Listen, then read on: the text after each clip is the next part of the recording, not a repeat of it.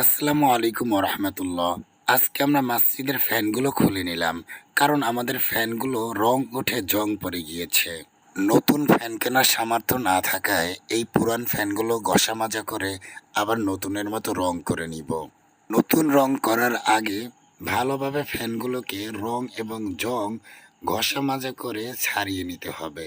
তাই আমরা ফ্যানগুলোকে জ্বালানার সাথে বেঁধে ভালোভাবে ঘষা মাজা করতে শুরু করলাম।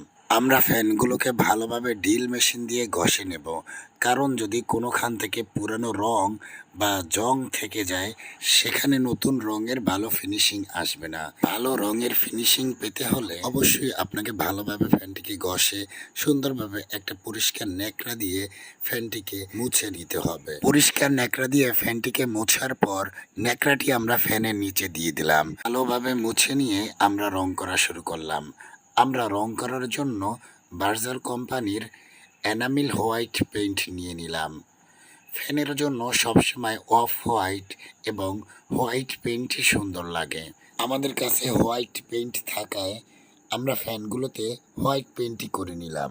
হোয়াইট পেইন্ট সবসময় চকচকে এবং ঝকঝকে করতে 2 কোট করতে হয়। অবশেষে আপনারা দেখুন আমরা কি চমৎকারভাবে রং করা শেষ করলাম।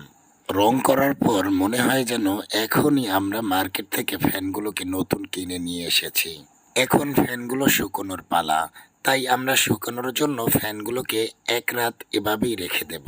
আলহামদুলিল্লাহ, মহান রবের দরবারে শুকরিয়া যে আমরা সুন্দরভাবে ফ্যানগুলোকে রং করতে পেরেছি। একটা সিলিং ফ্যানের প্রধান কাজ হচ্ছে কয়েল এবং বেয়ারিং। আপনারা যদি কয়েল বাঁধা এবং বেয়ারিং পরিবর্তনের ভিডিও চান, তবে আমার কমেন্ট বক্সে আলহামদুলিল্লাহ লিখতে পারেন। আলহামদুলিল্লাহ, দেখুন আমরা এই ফ্যানটি অলরেডি লাগিয়ে ফেলেছি। এখনও আমাদের অনেকগুলো ফ্যানের কাজ বাকি রয়েছে। এখন আমরা এই ফ্যানটির কাজ করব। কাজ করতে করতে বলে নেই, এই মসজিদটি হচ্ছে জালকাঠির শিরজুকে।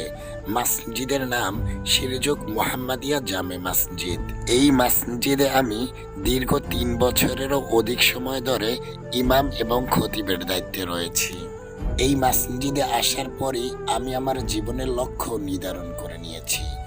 আমার জীবনের লক্ষ্য এই মসজিদের উন্নয়ন, এই দেশের উন্নয়ন, এই জাতির উন্নতি।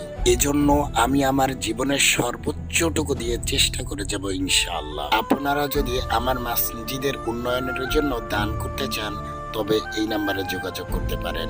আসসালামু আলাইকুম ওয়া রাহমাতুল্লাহি ওয়া বারাকাতুহু।